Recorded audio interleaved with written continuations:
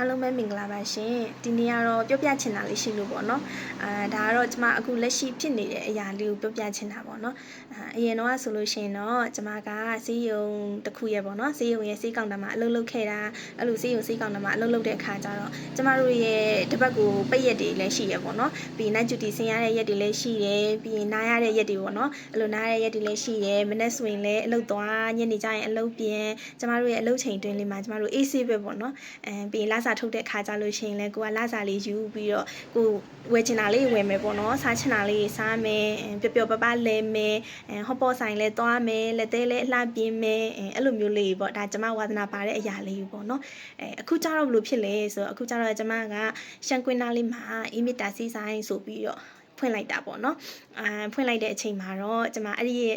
အရာတွေကျမဆုံးရှုံးသွားတယ်ပေါ့ဘယ်အရာတွေဆုံးရှုံးသွားလဲဆိုတော့ကျမမနေ့ဆိုလို့ရှိရင်လေမနေ့8နာရီည8နာရီစီးဆိုင်ဖွင့်တဲ့အတွက်မနေ့ကျရင်လည်းဆိုင်ဖွင့်တယ်ညကျရင်လည်း8နာရီမှပိတ်တယ်အိမ်မှာကျမရဲ့နားချိန်ရမရှိတော့ဘူးပြီးရင်ကျမတို့ကမြို့ထဲမှာဖွင့်တာမျိုးမဟုတ်ဘူးပေါ့နော်တောင်ကြီးမြို့ရဲ့ဘယ်လိုပြောရမလဲမိဘုံပြန်ကွင်းအကျော်နားလောက်လေးမှာဆိုတော့လေအဲ့နားလောက်မှာဆိုတော့ကျမကတစ်ပတ်ကိုတစ်ရက်လည်းမပိတ်ချင်ဘူးဆိုင်အောင်မပိတ်ချင်တဲ့အခါကျတော့